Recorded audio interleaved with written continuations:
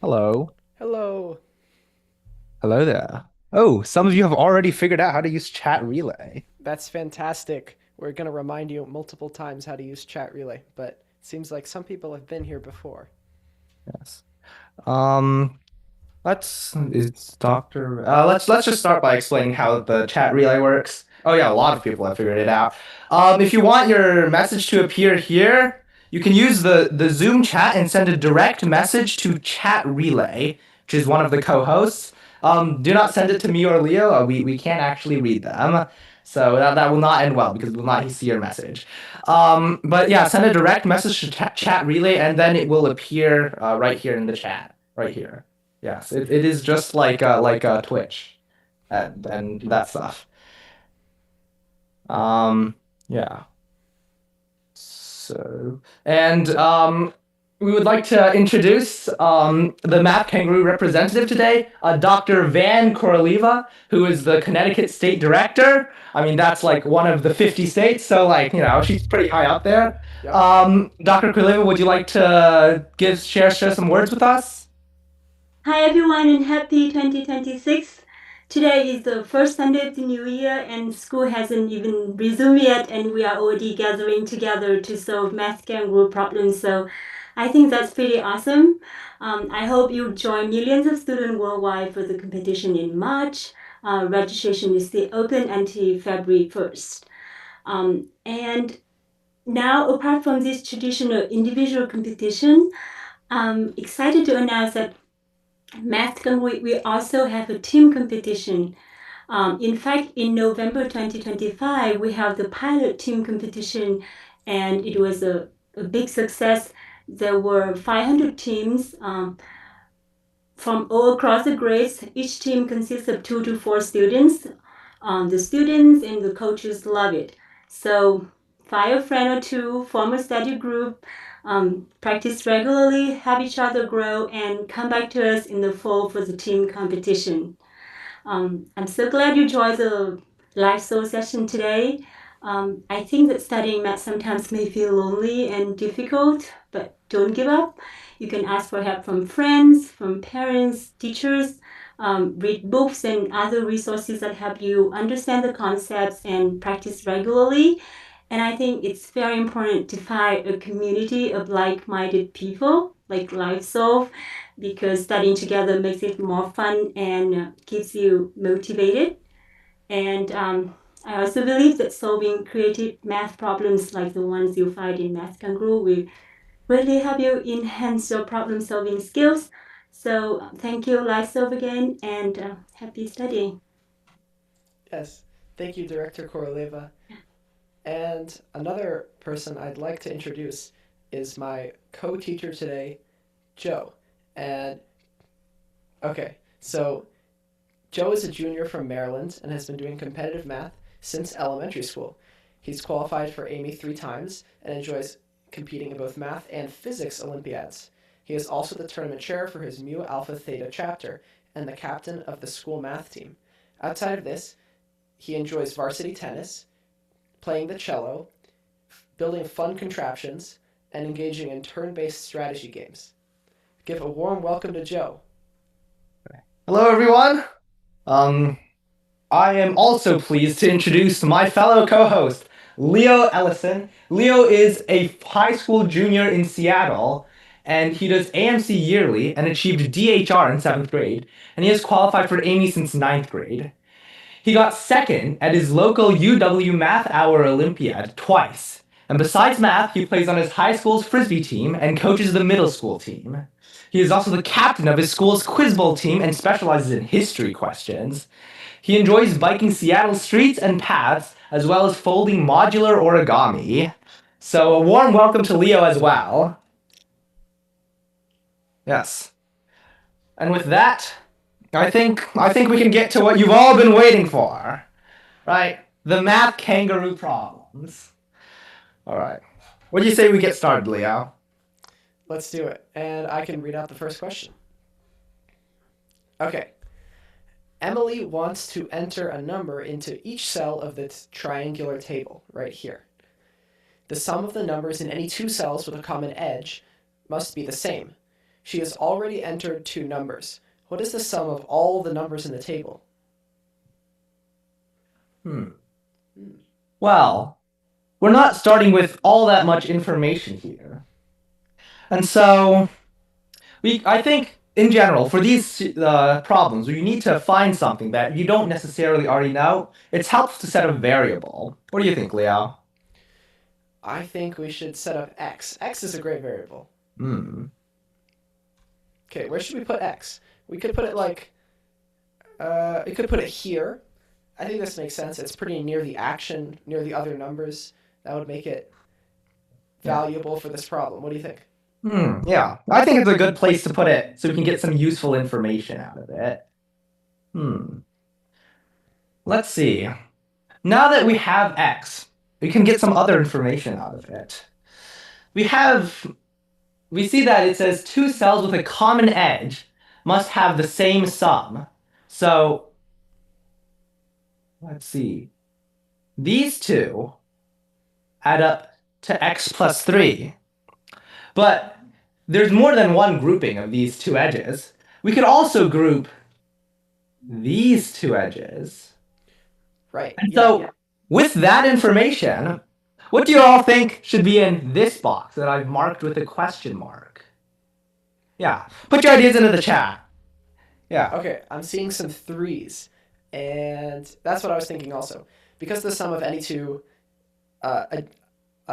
cells that share an edge has to be x plus 3, and we already have an x, this one's got to be 3.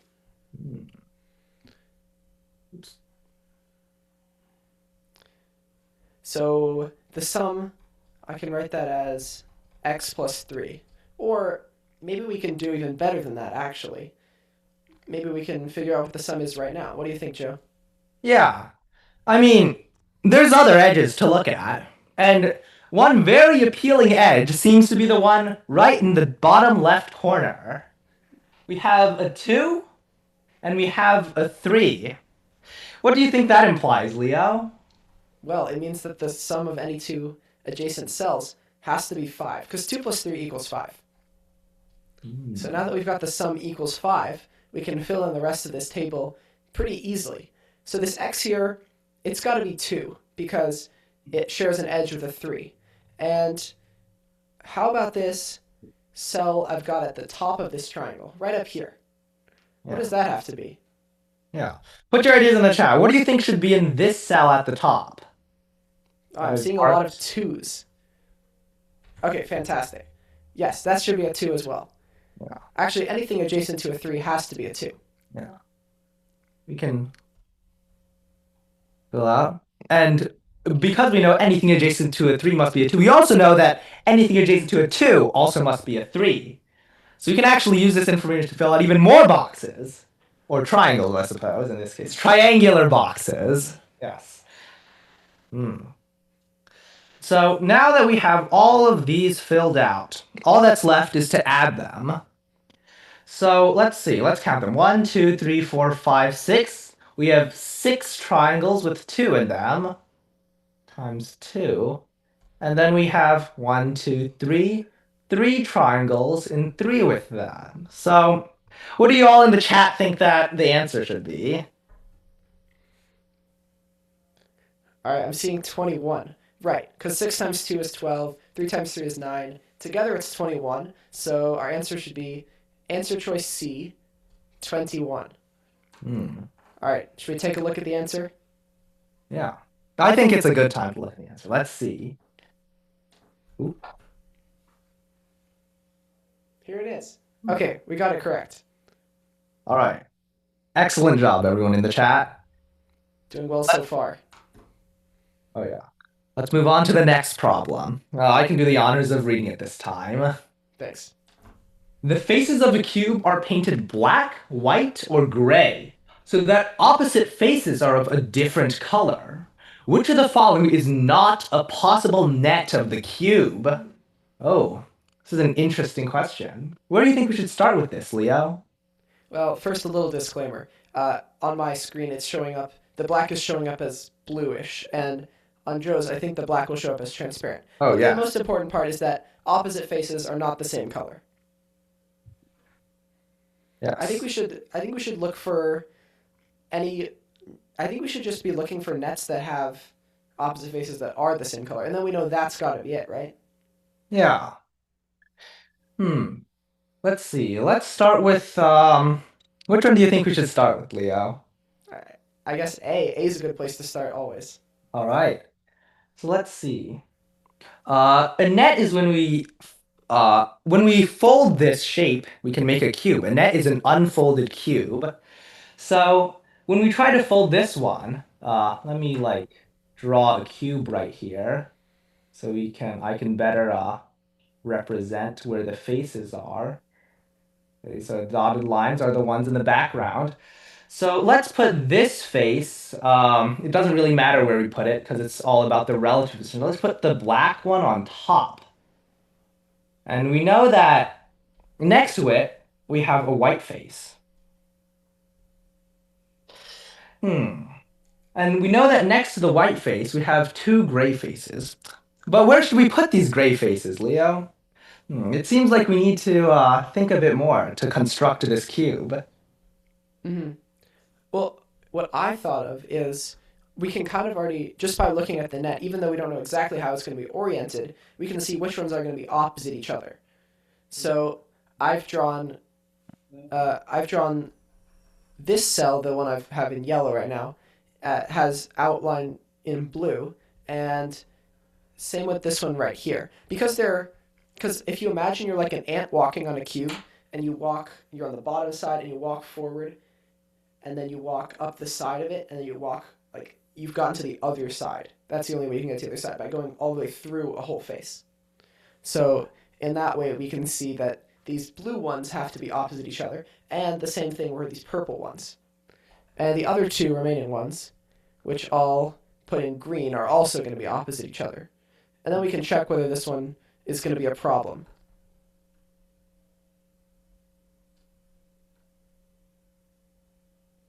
And it looks like no. Well, actually, we can show that no, because the ones that are opposite each other are of different colors. So this one is a possible net of this cube. Hmm. Yeah. So we know it's not A. Let's move on with another cube. Let's go with I think we should go in order. What do you think, Leo? Sounds good. Yeah. Let's look at B next. And let's see for B. Well, we can apply what Leo just said again, where we have these four, and when you're wrapping these all into a cube, you have to wrap them like around each other. So like if you had glue and you were putting this together, uh, you would take this edge and you would be gluing it to this edge because it all loops together to make like a closed shape. And so we have these two are opposite each other. The two I've highlighted in what is this color? Teal? Yeah, something like Um, that. yeah, teal. These two are opposite each other. And finally, the ones that let's see, I'm running out of colors here. These two are opposite to each other. And we can also, just like A, see if this one will be a problem. Well, we see that the teal ones are different, the two yellow ones are different, and the two red ones are also different. So it can't be B either. Would you like to do the honors for C? Yeah, I got you.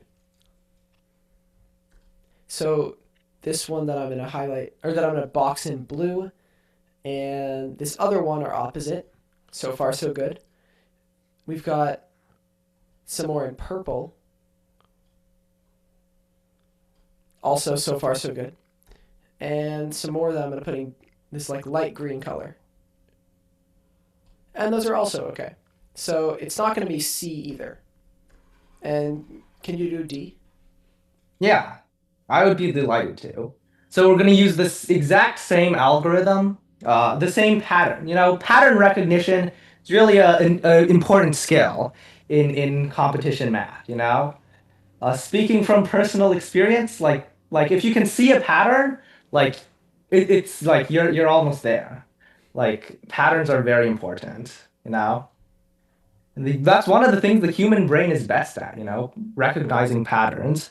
And as you can see with these boxes that I've drawn while I was giving that whole talk on pattern recognition, you can also see that the boxes of the same color are, well, not the same inside color. So the two reds aren't the same, the two greens aren't the same, and the two purples aren't the same color. So it can't be D.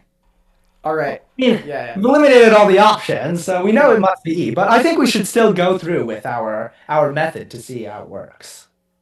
Yeah, good idea. Okay, I'm gonna box them up.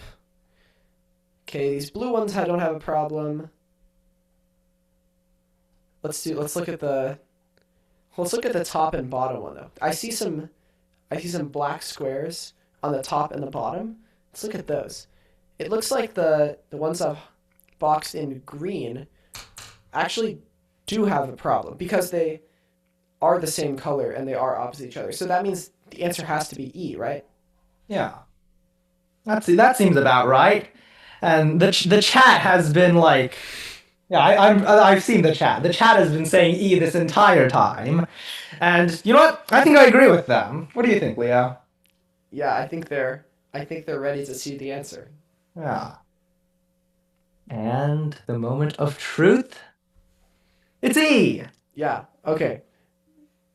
Good job so far, chat. Excellent job, chat. Okay. Do you think we're ready to move on to the next one? Oops.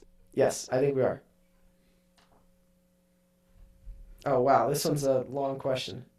A lot of reading. Yeah. Would you like to do Okay. the honors? Yeah.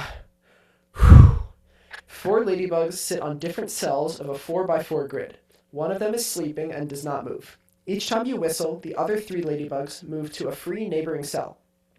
They can move up, down, right, or left, but they are not allowed to go back to the cell they just came from. Which of the following images might show the result after the fourth whistle? Okay, I think step one for this problem should be figure out which ladybug is sleeping. And this one shouldn't be super hard. So, just looking through the whole, like, the progression through time as we go from whistle to whistle, which one seems like it's sleeping and it just isn't moving?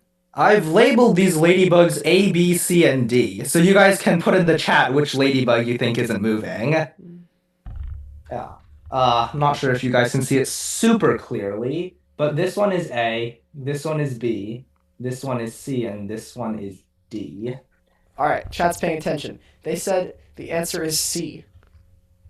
Yeah. And yeah, I agree with that. It looks like C's just staying there the whole time, just chilling. Okay.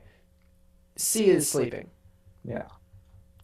So maybe we can even eliminate an answer choice for this. What do you think, Joe? Are there any answers where this sleeping one isn't where it's supposed to be? Yeah, I mean, we always know that there has to be a ladybug in like this position that I'm circling right now. And choice number E, it just doesn't have conspicuously missing ladybug right there. So it can't be E. I see. Yeah. Where do you suppose we go after this, Leo? Well, maybe we should ask the chat. I wonder if the chat has any good ideas for how we could eliminate some more answers. Yeah. And not just giving the correct answer, but how can we prove that it's the correct answer? Would be even more useful.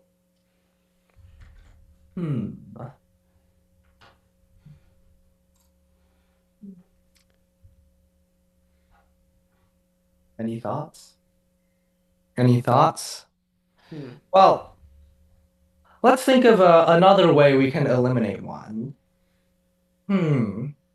Let's see. They can move up, down, right, or left, but are not allowed to go back to the cell they just came from. So, if any of these ladybugs were just moved back to one of the cells they just were at, that wouldn't be allowed. Ooh, I see something else in the chat. I see people are pointing out option choice C. They've said that it can't move diagonally. And I think they're referring to this ladybug that I'm circling in yellow, right here. And in C, there's nothing in any of the adjacent areas. Like, the closest ladybug is this one up here. So this just doesn't make logical sense. That means it can't be answer choice C.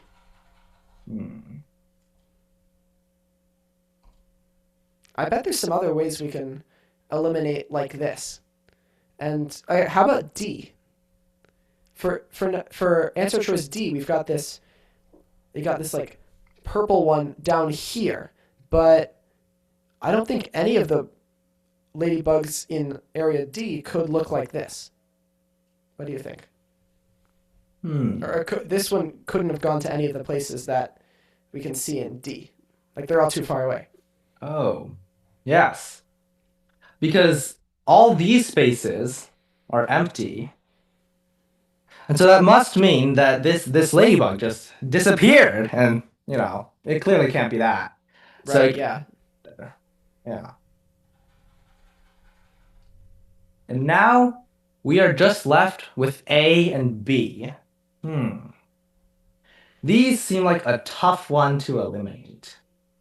Right. But I think we can use the one piece of information that we still haven't used yet, which is that the ladybugs are not allowed to go back to the cell they just came from. So let's consider this ladybug. That I shouldn't repeat colors. Let me use orange this time. This ladybug that is orange over here. So this ladybug, if we go back to the third whistle, must have been this ladybug. After all, it's the only ladybug that's adjacent to this space right here. And so the orange ladybug, I'm just gonna label them too. And for the second whistle, that orange ladybug, it's here in the third whistle. There's only one spot adjacent there. So it must have been this ladybug. And remember, the ladybugs are not allowed to go back to the cell they just came from. And this is an example of that. And so, therefore, it cannot be B either. What do you think, Leo? Yeah, I was thinking the same thing. I think the chat noticed this as well. Okay, so we can eliminate B, and so the answer's got to be A. Well, just to make sure we didn't mess things up, I'll briefly draw out what it must have been for A. So this same sleeping ladybug stays sleeping. This ladybug here in blue is going to move one over to the left. So that's where this one came from. There's going to be one in this orange color, and it's going to go up because last time it can't go back down because that's where it was before, but it can go up again. That's allowed. And one more ladybug. This yellow one towards the bottom must have gone up, and that's allowed because it came from the right previously. So, looks good to me. I think the answer is A, so we should check the answer. I think so. Yeah, we should make the grand reveal, to which the chat has already been saying. And would you look at that? It's A. You all got it. Very well done. I think we're ready to move on to the next problem. Yes. And words of wisdom from Anna in the chat. Checking your answer is always good if you have time. So do remember that. Seconded by Rat Chile. Now, as everyone loves Rat Chile. Yeah. I can read this one. You can take a break after reading that super long one. Okay, thank you. Louise places 3 rectangular pictures in the way shown. What is the value of X? Wow. This seems like a classic angle-chasing geometry problem. Where do you reckon we should start with this, Leo? I think we should do some angle chasing. Like, we have this angle, and it's a little hard to see on my screen, so let me see. Mine is very blurry too. Ooh, if I put my hair behind it, it looks clearer. Here, I'll enlarge the image a little bit. Yeah. So that's a good idea. Let me do that as well. Actually, I think I can let me see. This makes it larger. Yeah, I got a larger image. There you go. Okay. Yes. So we can see this angle right here is 62, and my question for the chat is, what is this yellow angle? Yeah. And I think we know that these picture frames. We got Rat Chile and his friend over here. I think these picture frames have right angles. Is that fair to assume? Yeah. I mean, it says these are three rectangular pictures, and the property of rectangles is that all four of their angles are 90-degree right angles. And so, this is 90 degrees. Okay, I'm seeing a lot of people saying 28. And Joe, do you think that makes sense? Where would they have gotten this 28? Yeah, I think this makes sense because a straight line is this angle is 180 degrees. And so, since this picture frame right here is straight, it's not like curved or anything, we know that 62 degrees, the right angle from this picture frame of Rat Chile and his friend, and our mystery angle, we'll call it x, must add up to 180. And so we have 62 plus 90 plus x is equal to 180. And as the chat has very clearly already observed, 180 minus 90 minus it's disappeared. But 180 minus 90 minus 62 is equal to x, which is equal to 28. Okay, let's fill that in the diagram. Yes. Okay, what can we do next? I see one other place we can do this, and it's towards the top of the diagram. Somewhere around here. Oh, we've already used the variable x up there. Oh, oops, that was an oversight on my part, but please believe me, that was a different x. That was Yes. We'll call it it's fine. Yes. It's a different x. It's a x's cousin. Yes. Or maybe x junior. Yes, x junior. Okay. Let's see. So we're trying to find this blue angle right here in terms of x, I presume? Yeah, that makes sense. Yeah. And so blue x is this angle all the way up here. And so we're trying to find what this blue angle is. The one that, with x, makes a straight line with this picture frame, also with another right angle over there. Ooh, I see someone saying, same thing, it's 90 minus x. What do you think of that, Leo?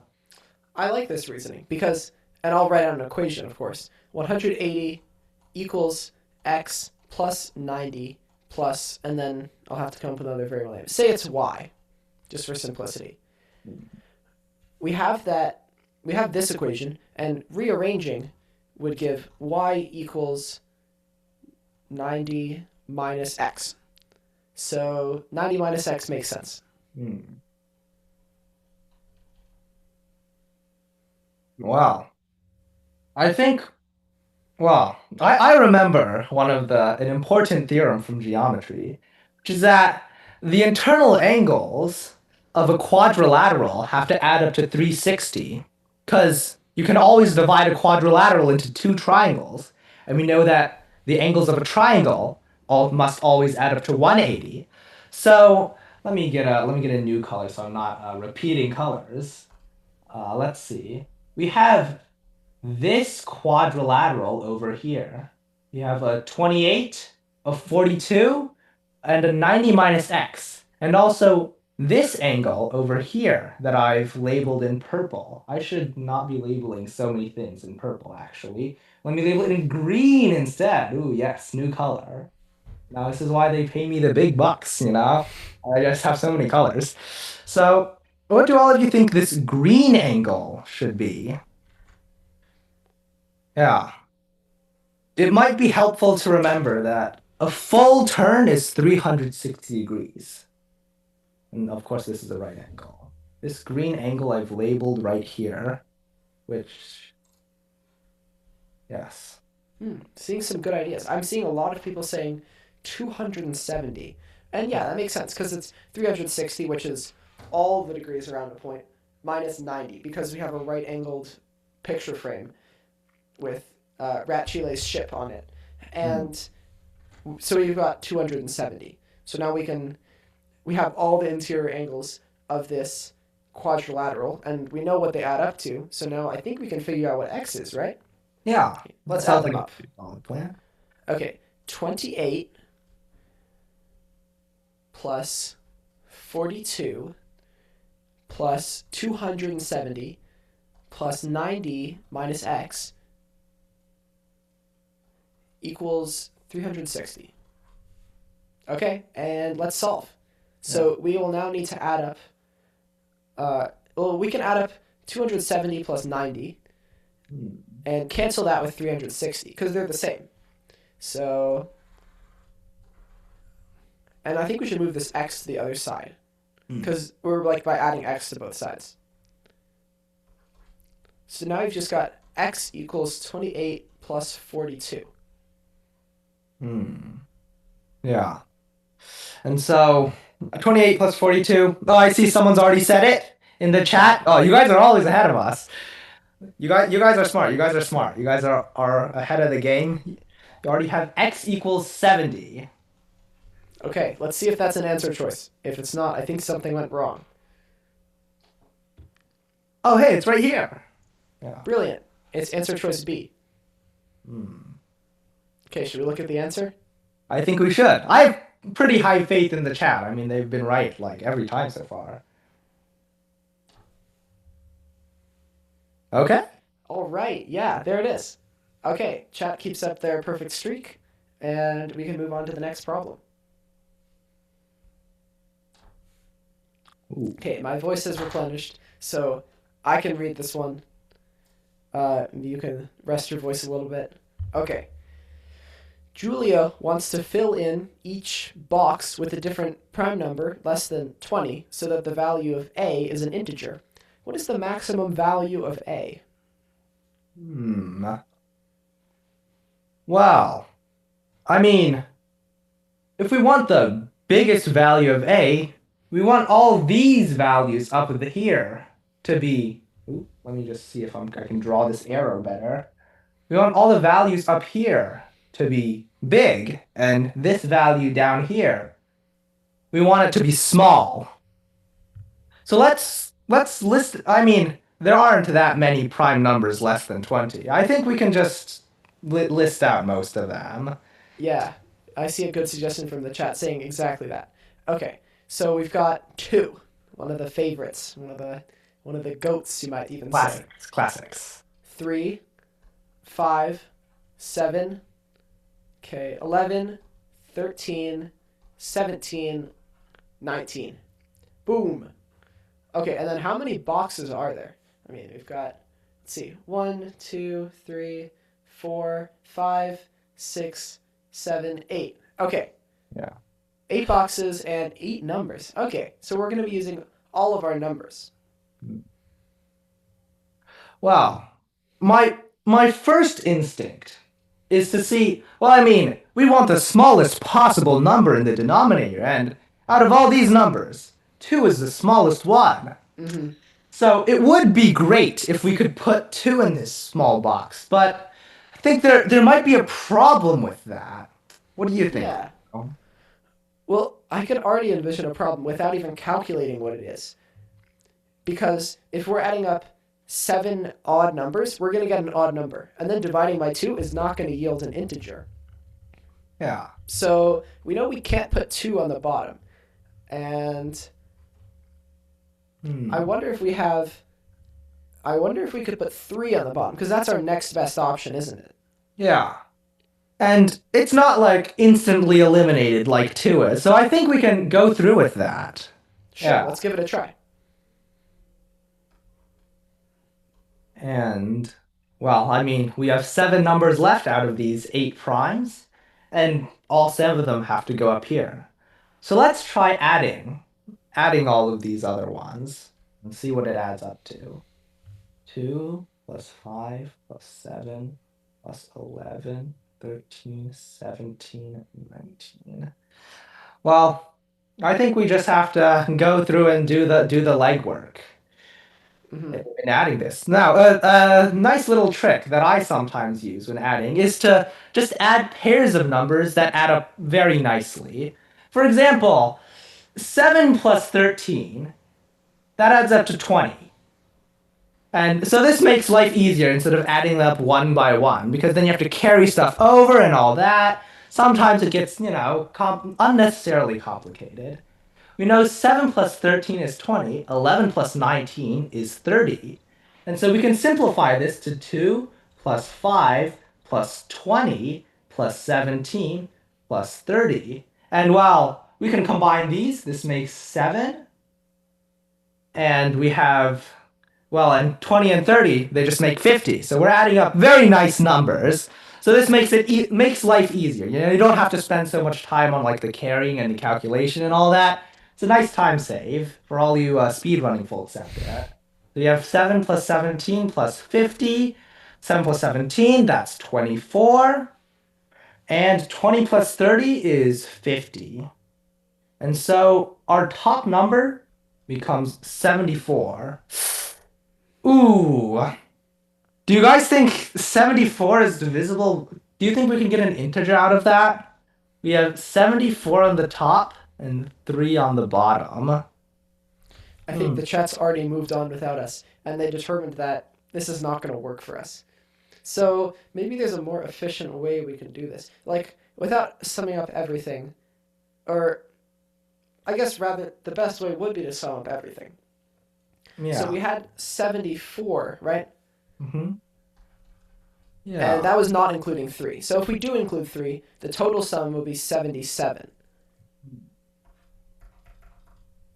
So if we were to try 5, for example, we would have 77 minus 5 over 5. And what's that? It's 72 over 5, which doesn't work for our purposes. So what we need is something small that when subtracted from 77 is a multiple of that number. Yeah. Ooh, someone says that 7 is working for them. I think we should try it out. Because after ruling out 2, 3, and 5, 7 would be our best option. So if 7 works, that's the correct answer to the question. Let's see. Okay. 77 minus 7 over 7 is 70 over 7, which equals 10. So our answer is 7, correct? No? That's not an option? Yeah. Huh. Let's see. Let's reread the problem, In competitions, it's important to know exactly what it's asking for. And actually is asking for the maximum value of A. Ah, I see. So our answer would then be 10, which is an option choice. Option choice C. Yeah. I feel pretty confident in this answer. And the chat is, I see at least 30 C's in that one alone. So they seem pretty confident. And I'm pretty confident in the chat. What do you think, Leo? Yeah. I trust in the chat. Okay, let's see if we're right. Hey. Voila. Chat is proven right once again. You guys are on a huge win streak. Let's see if you can keep it up with our next problem. Ooh, another geometry problem. In the rectangle ABCD, the points E and F are marked on side DC as shown, so that angle EBA equals angle DFA equals 45 degrees, and AB plus EF is 20 centimeters. What is the length of BC? Oh, that's a lot of words. I think we should convert these words into some math and diagram stuff. What do you think, Leo? Okay, good idea. So let's say the distance, maybe the distance between E and F is, how about X? Does that make sense? Yeah. We don't know it yet, but I think we can use some information to try and find it out. So it's good to set a variable for now. Right. So then the distance between A and B would be 20 minus X. Oops.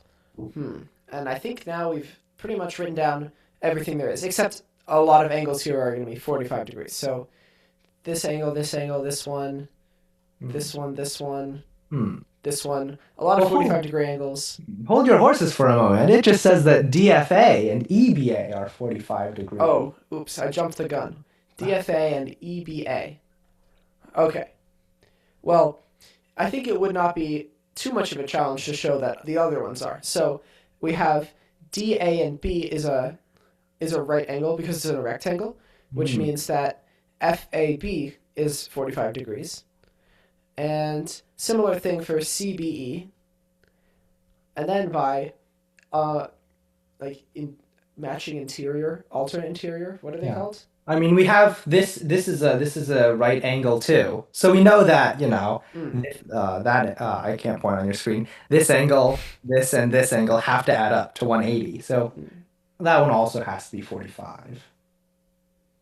Yeah. Yeah. There's a lot of 45-degree angles here. So you guys can use your imaginations for the other ones. Well, let's see. So, I think I read somewhere that there's something special about these triangles that have 45-degree and 45, 45, 90 triangles. I can't seem to remember what it is. Yeah, maybe some ideas from the chat. Oh, wait, I see it from Audrey. They are isosceles. Yes, very good. Okay, if we have that they are isosceles, what can we... All right, and they're also a special triangle. So what's the side length ratio? Do you remember that one now, Joe? Yeah. I mean, 45, 45, 90 triangles. Wow. Even if I don't remember it off the top of my head, I can still try to find out the ratios. I mean, we know these are both the same. So let's say this is we've already used x, let's use a. This is a. And by the Pythagorean theorem, as we all know, a squared plus b squared is equal to c squared. I mean, both a and b are just a here. And so we have 2a squared is equal to c squared, and which gives us c is equal to a times the square root of 2, because we just take the square root of both sides here.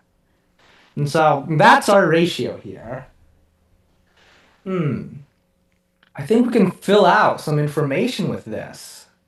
Can get some of the side lengths. Let's label this intersection point right here. Let's label it what have we not used that? M. Let's label this intersection point M. Sure. So, let's see. What do you think EM should be in terms of X? EM would be X over root 2. So that when it's... X over root 2. So that when it's multiplied by root 2, then you just get back to X for the hypotenuse EF. And I'm going to label it on the other side, because remember, this is isosceles, so it doesn't really matter. Yes. Because EM... Because both are equal. Yes. All of them are the same. And so we can label this X over... I'm going to rationalize the denominator, which can be helpful in some points, but most of the time it's just a habit that varies from person to person. It is sometimes helpful, though. And let's see. BM. I think we can also figure out some relation between BM and AB, just the same as EF and EM. What does chat think? What does chat think? Let's ask chat. I mean, chat has not been wrong a single time so far. Yeah. So, I think we can send this one to chat. Let's get some ideas. Yeah, let's get some ideas in chat. Ooh. Is my chat working? Yes. Our angles. Making these triangles right triangles. That is true. Yes, chat has been always right so far. Yes. I mean, I see an idea. I see ideas in chat. Right now we're asking, what do you have is, let's see, where is it? MB or MA? Yes. It's okay if you guys are stuck. Just remember that, well, I mean, I think, Leo, what do you think? Well, I think we can it's kind of the same triangle. It looks bigger, but it's the same idea going on here. It's a 45, 45, 90 triangle, and we have the hypotenuse. So that means we can label one of these shorter legs as 20 minus x divided by root 2. I'll do that in a different color just so you guys can see what happened there.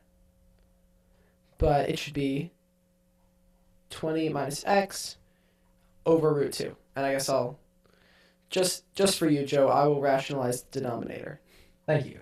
It's all I've ever wanted, you know. All I want for Christmas is a rationalized denominator. Yes. I hope some of you got that reference in the chat. Okay. Well, let's see. It's asked for the length of BC. And, so how can we relate the length of BC to these? Well, I mean, look over here. We have this right angle in purple. We have this 45-degree angle that I've already labeled in orange, but I'm going to circle in purple. So, you know, it's extra important. You know, this has 2 colors. You know, the more colors, the better. And this is also 45-degree angles because ABC is a right angle. And so we know we can apply this same relation to ECB, the same relation that we've used many times over here that I'm circling in orange. Yeah. What do you think we should do next, Leo?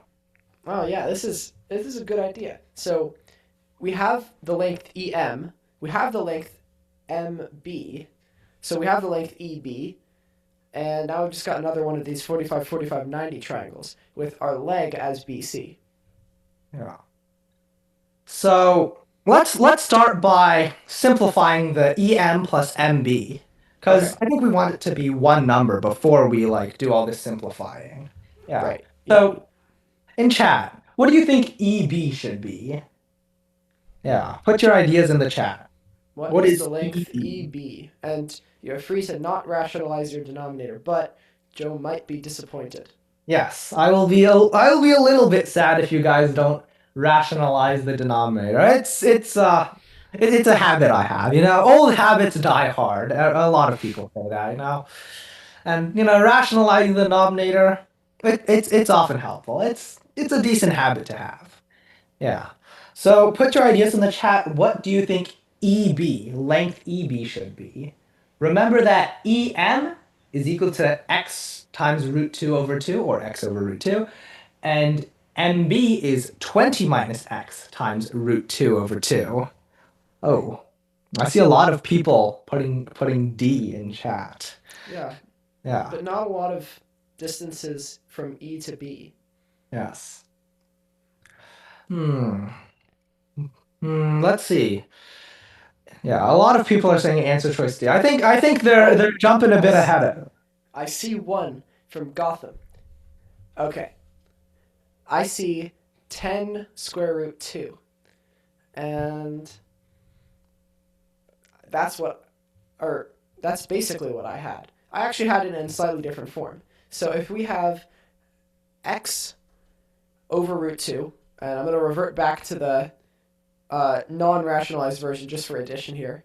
I'm sorry. And we have 20 minus x over root 2. Well, we have a common denominator now. So it would be, and we can cancel, or it would be x plus 20 minus x over root 2, or just 20 over root 2. Does that seem right to you? And then we could re-rationalize it, of course. So that would be 10 square root 2. Yeah. And so now we have the length of EB. I'll just say EB is equal to 10 square root 2. And we've gotten all this information so far just by repeatedly using this relationship right here with the 45, 45, 90 triangles. Those are really the crux of this problem. And now we're about to use it one more time to find the length of BC.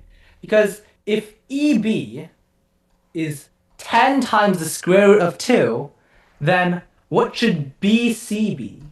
Given that we know it's a 45, 45, 90 triangle. Yeah.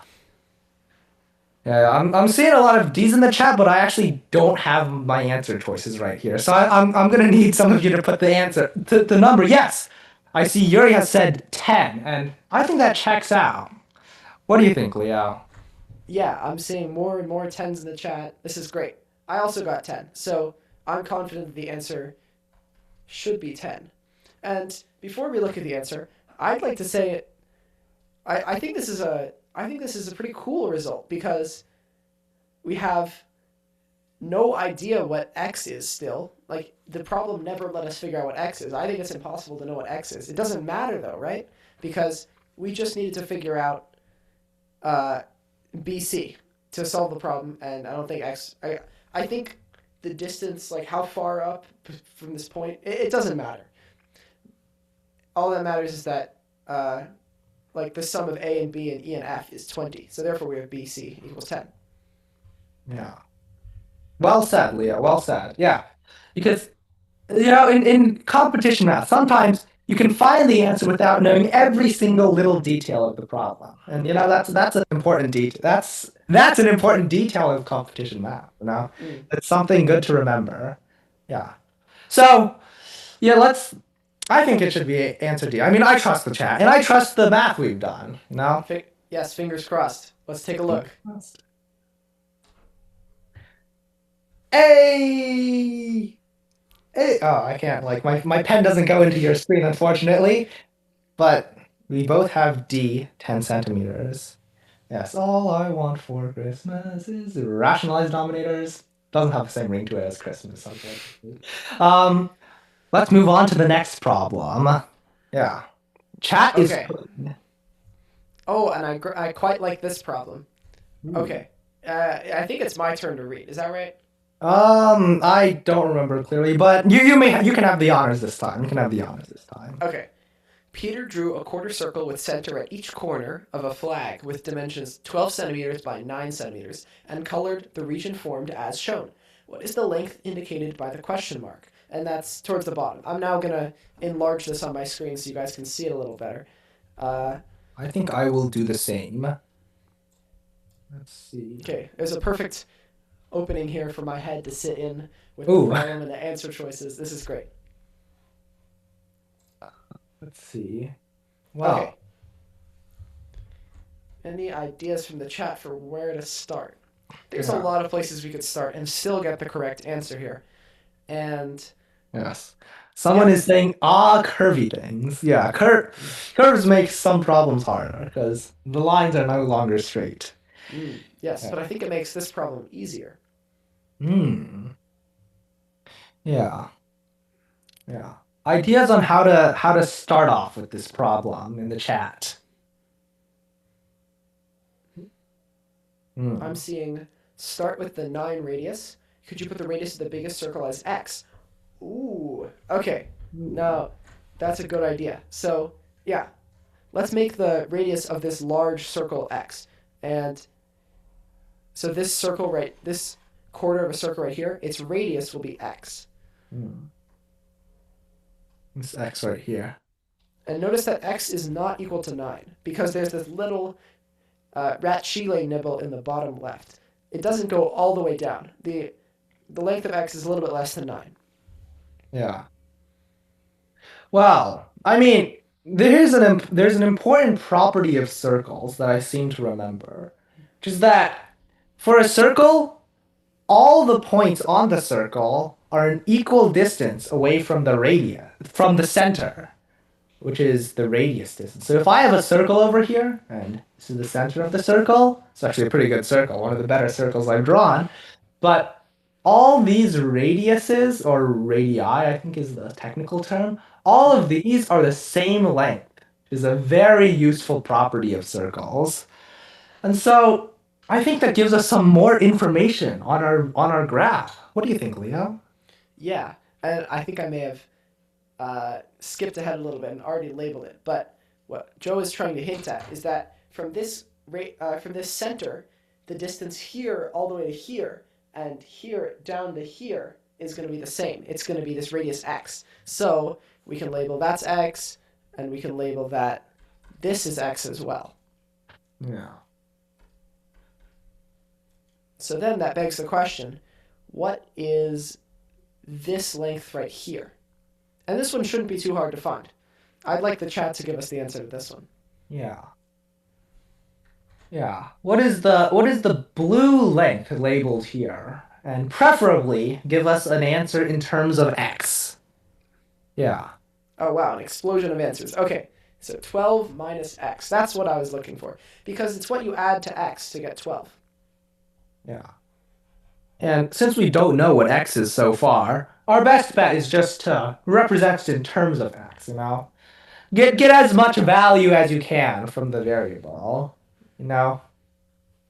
And we can apply the same logic with this circle, all the radiuses. I'm gonna say radiuses because I prefer it.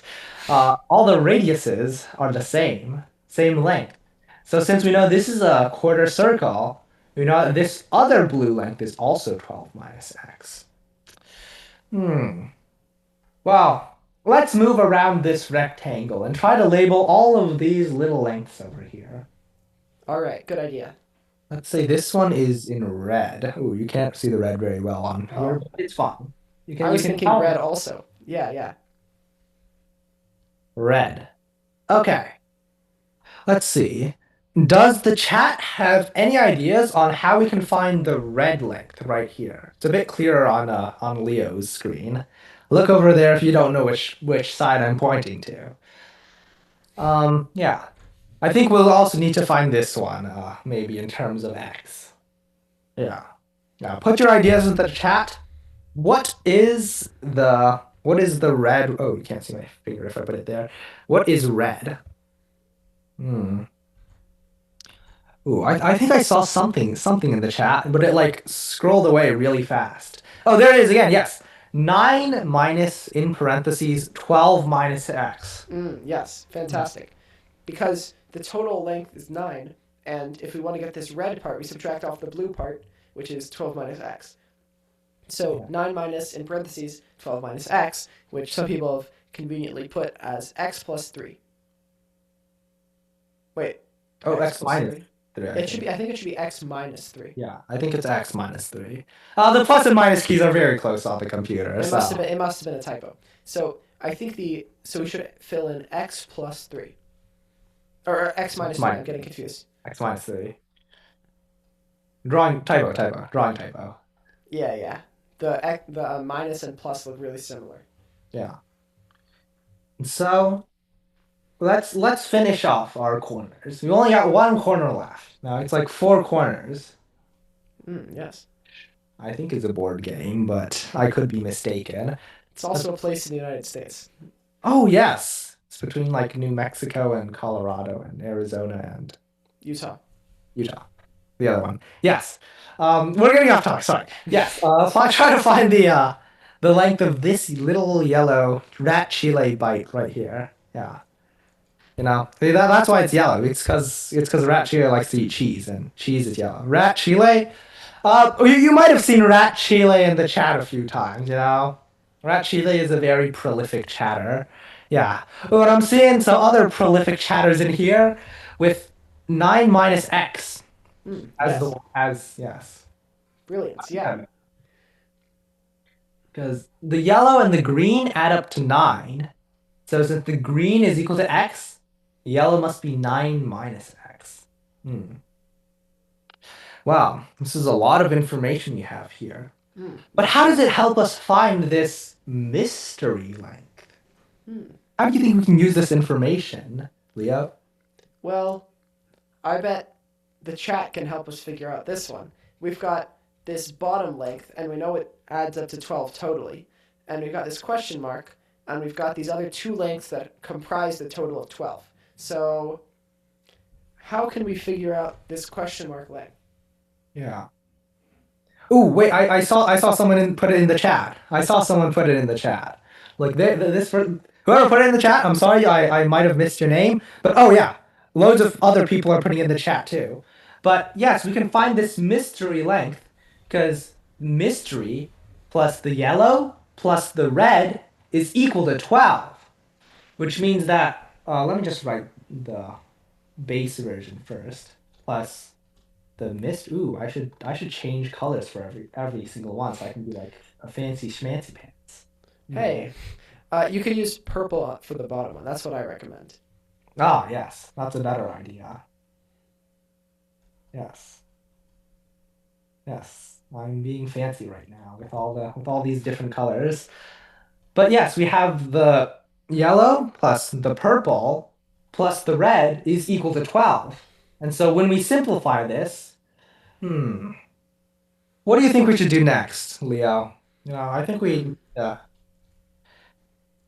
I'm seeing a lot of people saying, "Oh, wait, you already got the?" Oh, okay. I oh, think we should cancel the value of x because there's a minus x and a plus x. So, yeah, let's do that. We've yeah. got 9 plus question mark. I'm reading off Joe's screen.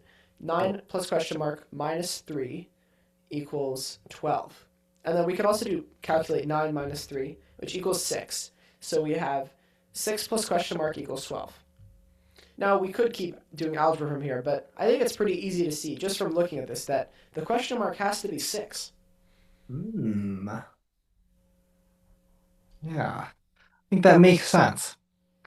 Yeah, I see a lot of sixes in the chat and a lot of six factorials too. Be careful.